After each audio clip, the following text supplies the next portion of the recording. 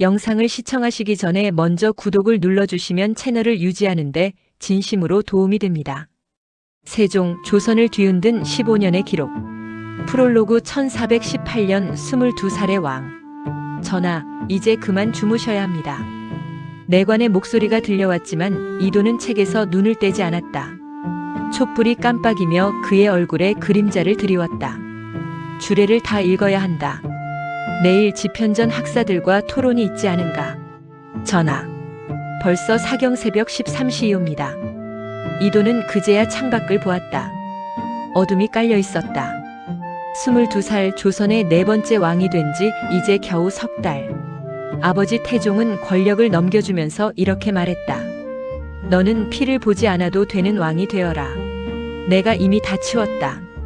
피를 보지 않는 대신 이도는 다른 것을 선택했다. 지식이었다. 그리고 그 지식으로 무엇을 할 것인가에 대한 고민이었다. 일장 1423년 장영실을 만나다. 전하, 공노비를 관직에 앉히시겠다는 말씀이십니까? 영의정 유정현의 목소리가 떨렸다. 분노가 아니라 당혹감이었다. 세종은 미소를 지었다. 장영실이라는 자를 아시오? 동네 관노인데 그의 손만 거치면 부러진 물건도 새 것처럼 고쳐낸다고 하오. 내가 직접 보았소. 그 손재주는 예사롭지 않소. 그러나 전하, 신분이. 신분? 세종이 책상을 가볍게 두드렸다. 짐이 궁금한 것은 그의 출신이 아니라 그의 능력이요. 조선에 필요한 것은 양반의 숫자가 아니라 기술이요. 그렇게 장영실은 궁궐로 들어왔다. 처음 만난 날 그는 땅만 보며 떨고 있었다. 고개를 들어보시오. 죄송하옵니다, 전하. 고개를 들라고 했소. 장영실이 조심스럽게 고개를 들었다. 세종은 그의 눈을 똑바로 보았다. 당신이 만들 수 있는 것들을 말해보시오. 전부 다. 그날 밤 두 사람은 해가 뜰 때까지 이야기했다. 물시계, 해시계, 하늘을 재는 기구들. 장영실의 목소리는 점점 커졌고 세종의 눈은 점점 빛났다. 2장 1434년 추구기의 탄생. 비가 얼마나 왔는지를 재자고요. 집현전 학사 정초가 어이없다는 표정을 지었다. 네. 정확히 얼마나 왔는지 알아야 그의 농사를 예측할 수 있지 않겠소? 세종은 당연하다는 듯 말했다. 하오나 전하, 비는 하늘이 내리는 것인데 어찌 그것을 사람이 재겠습니까? 그래서 재는 것 아니오? 재지 못하니 매년 흉년이 들어도 속수무책이지 않소. 백성들은 하늘만 바라보고 있고. 세종은 장영실을 불렀다. 자네가 생각하는 방법이 있소? 장영실은 잠시 생각하더니 땅에 그림을 그리기 시작했다. 원통형 그릇에 눈금을 새기면 빗물이 차오르는 높이로 양을 알 수 있지 않을까 합니다. 그렇소. 바로 그거요. 세종이 무릎을 쳤다. 옆에 있던 정초가 조심스럽게 물었다. 그런데 전하, 중국에서는 이런 것을 하지 않습니다. 혹시 우리가 너무 기이한 일을 벌이는 것은? 세종의 표정이 변했다. 정초. 예, 전하. 중국이 하지 않으면 우리도 하지 말아야 하오. 중국 땅과 조선 땅이 같소? 중국 비와 조선 비가 같소? 우리 백성이 굶어 죽는데 중국 눈치를 보자는 말이오? 정초가 고개를 숙였다. 신의 소견이 짧았습니다. 1441년 추구기가 전국에 보급되었다. 세계 최초였다. 유럽보다 200년 빨랐다. 3장 1443년 그날 밤. 또 시작이군. 집현전 부제학 최만리가 한숨을 쉬었다. 궁궐 깊은 곳 세종의 처소에서 또 불이 환하게 켜져 있었다. 요즘 왕은 무언가에 홀린 듯 했다. 신하들과의 회의도 줄이고 혼자 방에 틀어박혀 무언가를 끊임없이 적고 있었다. 전하, 신들이 뵙겠습니다. 들어오시오. 세종의 책상 위에는 기이한 글자들이 가득했다. 기역, 니은, 디귿, 리을. 전하, 이것이 무엇이옵니까? 세 글자요. 세종이 담담하게 말했다. 세 글자라고요? 그렇소. 우리말을 적을 수 있는 새로운 글자요. 집현전 학사들이 서로를 바라보았다. 최만리가 나섰다. 전하, 문자는 성인께서 만드신 것입니다. 감히 사람이 새로 만들 수 있는 것이 아니옵니다. 왜요? 예? 왜 만들 수 없소? 중국 사람들이 만든 글자는 쓰면서 조선 사람이 만든 글자는 왜 못 쓰오? 최만리가 목소리를 높였다. 중국이 비웃을 것입니다.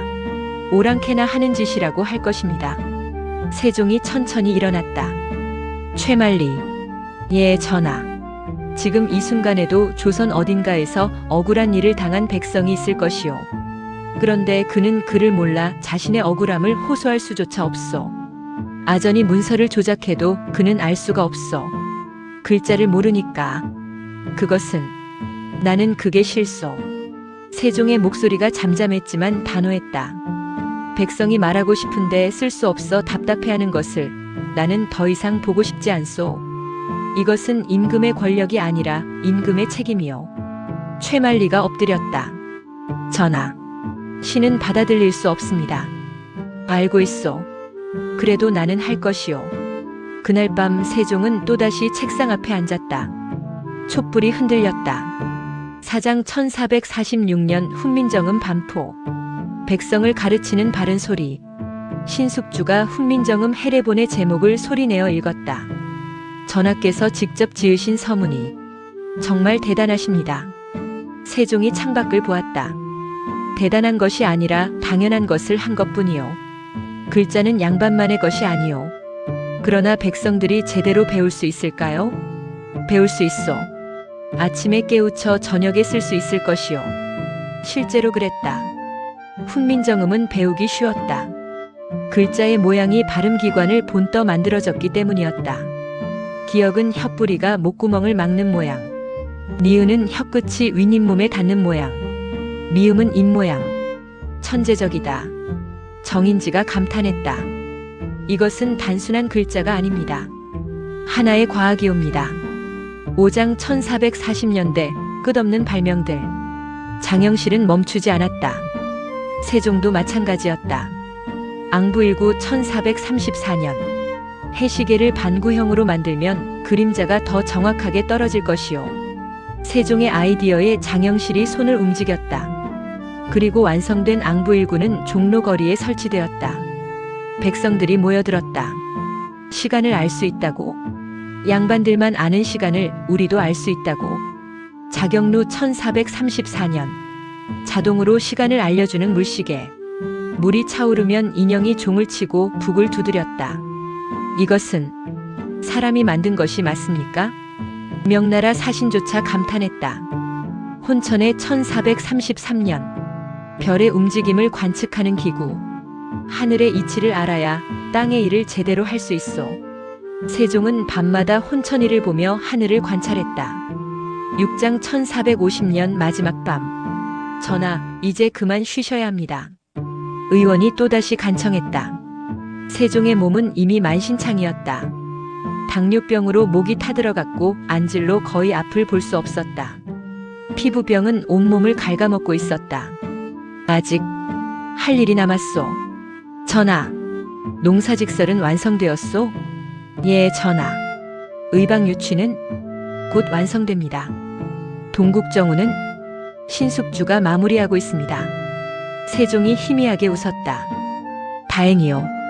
이제 조선 백성들은 조선 땅에 맞는 농사법을 알 것이고 조선에서 나는 약재로 병을 고칠 수 있을 것이며 조선말의 소리를 정확히 기록할 수 있을 것이요. 전하, 양반들만 누리던 것들을 이제 백성도 누릴 수 있어. 그것이면 됐어. 1450년 2월 17일 세종이 눈을 감았다. 향년 54세. 제위 32년. 에필로그 500년 후. 서울 광화문. 세종대왕 동상 앞에 사람들이 모여 있다. 관광객들, 학생들, 직장인들. 그들은 모두 한글로 된 글을 읽고 있다. 휴대폰으로, 책으로, 간판으로. 누군가는 세종이 만든 한글로 사랑을 고백하고, 누군가는 세종이 만든 한글로 시를 쓰고, 누군가는 세종이 만든 한글로 과학 논문을 쓴다. 문자 해독률 99%. 세계에서 가장 배우기 쉬운 문자. 세계에서 가장 과학적인 문자. 세종이 꿈꾸던 것, 백성이 말하고 싶은 것을 쓸 수 있는 세상은 이루어졌다. 그것도 너무나 완벽하게. 역사 노트. 이 이야기에 등장한 모든 발명품과 업적은 실제입니다.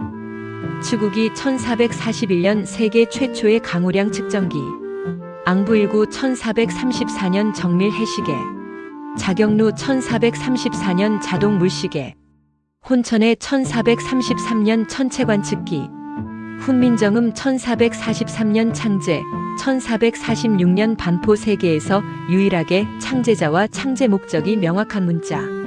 세종은 재위 32년 동안 훈민정음, 농사직설 조선농법, 의방유치 의학백과 365권, 향약집성방 조선약제의서, 동국정운 의문학서, 칠정산 천문여법서 등 수백 권의 책을 편찬했습니다.